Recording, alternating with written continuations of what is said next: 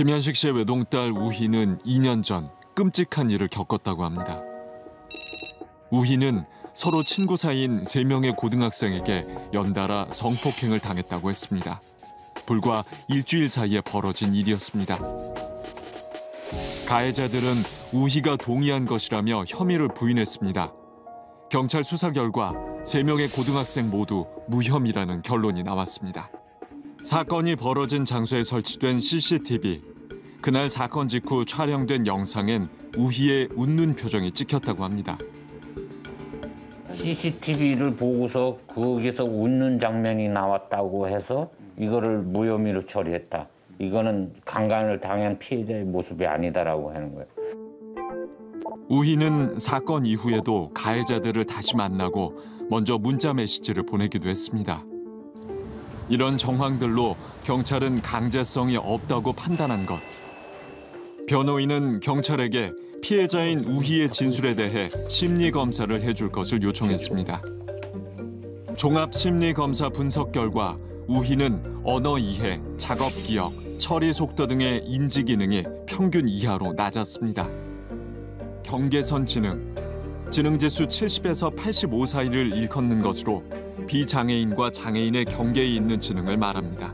경계성 지능 아이들이 사회적인 대처 능력이 떨어지기 때문에 범죄에 노출됐는데도 일반적인 피해자 같지 않은 모습을 보이는 경우가 사실 굉장히 많거든요. 오히려 웃는다던가 장난치는 것처럼 반응한다던가 가해와 피해를 엄밀하게 당했음에도 불구하고 그 뒤로 이제 가해자가 다시 연락하면 마치 아무 일 없었다는 듯이 또 피해자 아이가 스스로 먼저 나서서 그런 또 비슷한 위험한 환경에 또 노출이 된다던가 이래서 주변에서 봤을 때는 이걸 피해라고 못 느끼게 피해자 아이들이 행동하기도 합니다. 1995년에야 미국 정신의학회가 처음으로 그 존재의 이름을 붙인 경계선 지능. 미국과 영국 등에서 이루어진 조사의 통계로는 전체 인구의 대략 14%, 7명 중 1명은 경계선 지능에 해당합니다. 단순하게 환산해보면 한 교실에 적어도 3명의 학생은 경계선 지능일 수 있습니다. 그렇지만 이들이 어떤 어려움 앞에 놓여 있는지 알려진 것은 거의 없습니다.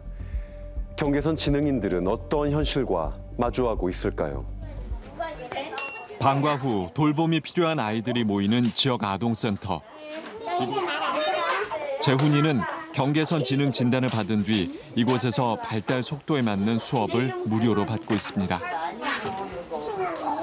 리본을 묶는데 어떻게 묶는지 알아요. 알아요? 선생님 좀 가르쳐 주세요.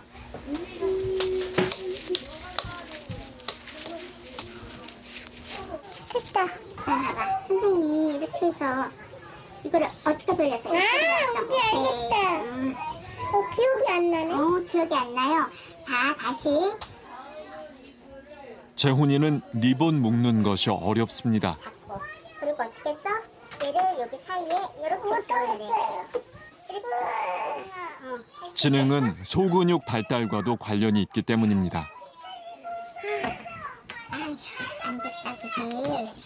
10번 해서 되는 아이가 있고 또 20번을 알려줘서 되는 아이가 있고 그렇게 차이 있듯이 하여튼 보통 아이들보다는 좀 많이 해줘야지만 인지가 가능해요.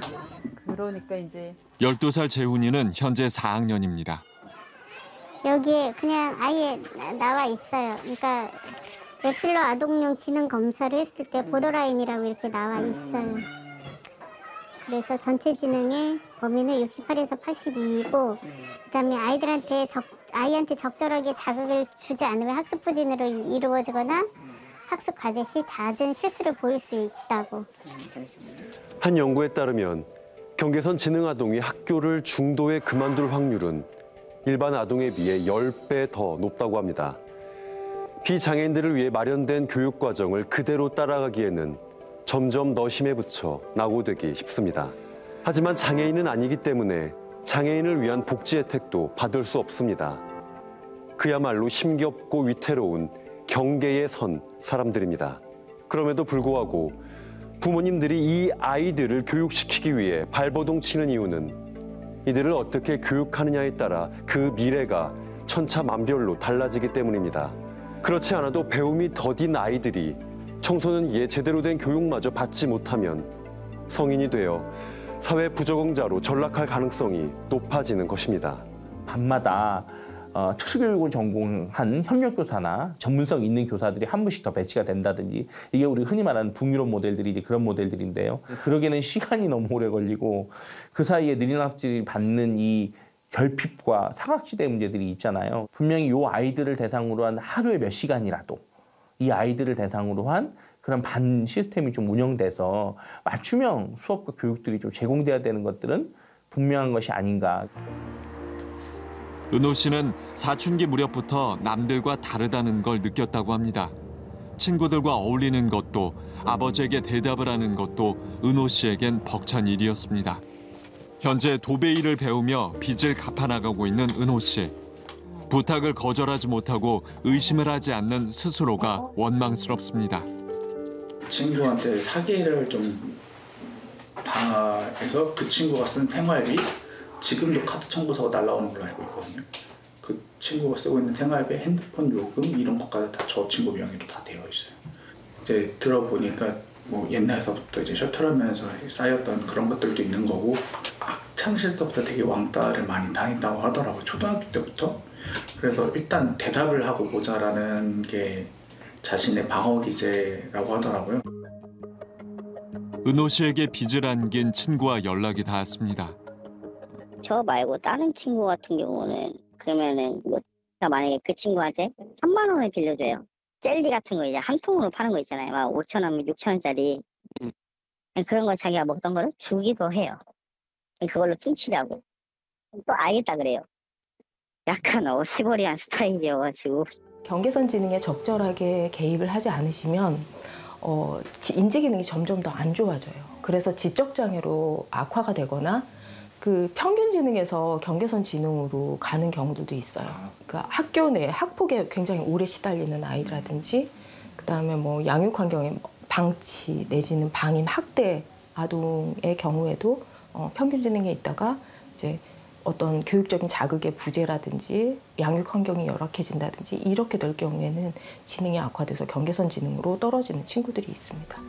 우리가 만난 경계선 지능인들은 교육과 법체계 그리고 사회복지 시스템 속에서 한 번도 그 특성을 고려받지 못한 채 마치 투명인간처럼 살아온 사람들이었습니다. 100명 중 14명, 결코 적지 않은 숫자지만 그동안 드러나지 않았던 사람들.